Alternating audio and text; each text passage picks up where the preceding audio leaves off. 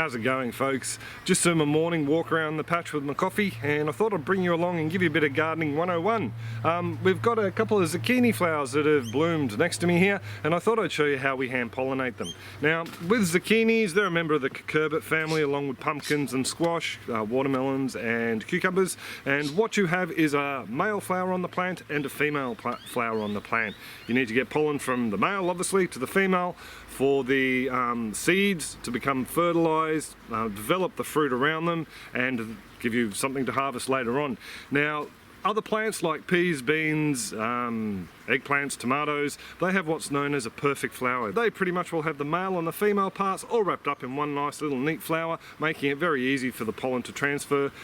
These imperfect plants though, they have a male flower and a female flower. So I thought I'd bring you down and give you a bit of a look at how we can help the bees along. So just down here we have the two different flowers. We have the female flower, that's this one down the bottom. Very easy to see on this one because it's a yellow zucchini, and you have the yellow fruit forming behind the flower head. On all of the cucurbits, the same thing happens. On our loofahs, you get a small loofah, watermelon, a small tiny watermelon, rock melon, all those sorts of things. And you have the small fruit behind the female flower. This male one, bit hard to see with this leaf in the way, but it has no fruit behind it whatsoever. It's just a straight flower on the end of a little bit of a stalk. Normally what would happen is a bee would come and collect pollen from the anther, which is the tip of the stamen there on the male flower, then come down to this female flower. You can probably make out in here it looks a little bit different. It looks more like a bit of coral, just the wavy pattern on the top.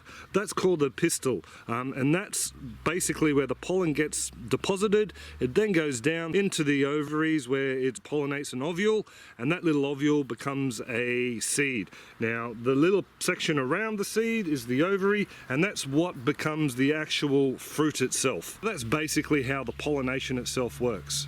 So I'm just going to take off the flower, remove all the petals, and that pretty much will just leaves you with a stamen. It looks like a little bit of a paintbrush. In fact, you can use paintbrushes and Q-tips and those sort of thing to collect the pollen off the tip of the anther there and then deposit it in the female flower.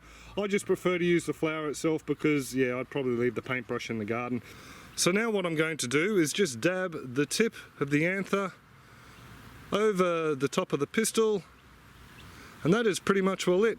And now I've done it very lightly, and you might be able to see there's enough pollen left that if there was another flower open, I could quite happily go along and use the rest of this pollen on another flower to pollinate that fruit. So it is a very, very easy basic process. Hopefully in 3 to 4 days time we'll have a nice decent sized fruit that I can come back and nip off for dinner.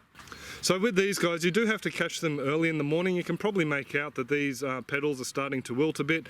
Here in our climate in southeast Queensland, I find that these guys start to close up and wilt around about 9:30ish in the morning, just with the warmer climate here. So we tend to get out here nice and early, hence me doing it in my morning walk around with my croaky voice this morning. So there you go.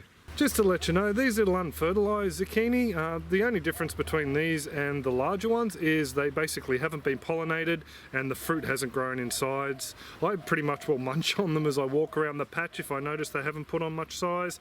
If there's a couple though, I will take them up and we'll throw them into a meal, but I just thought I'd point that out. No point wasting it. Still edible, they're just a little bit smaller than the rest. So I hope this clip has helped you guys out who are having a few issues, having your fruit set on your cucurbits, your pumpkins, zucchinis and squash and that sort of thing. I see the question come up quite a bit on social media. Loads of male flowers, female flowers, but the fruit just aren't setting. There can be other issues like maybe it's too hot for the fruit to set and that sort of thing, but a lot of the time it's just there's not enough insects around to get the pollen from the male flower to the female flower. So I hope this does help you folks out. So doing this at home is also a fantastic lesson for your kids. I mean, I learned about biology in school and how flowers works from a textbook and a duplicated copy we had to fill out, the teacher gave us, but there's nothing better than actually getting out into the garden, having a look at the male flower and having a look at where the pollen sits and that sort of thing, and then going over to the female flower and seeing the fruit and where the pollen gets deposited.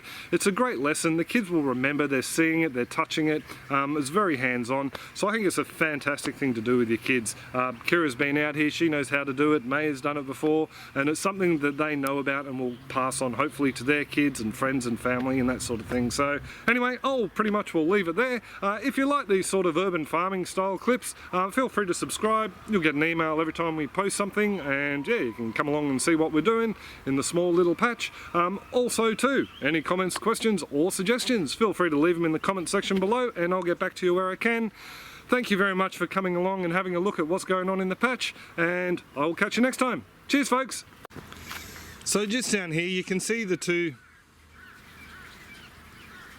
That, my friends, is a pest here. It's a 28 spot ladybug, and this one is about to be dispatched.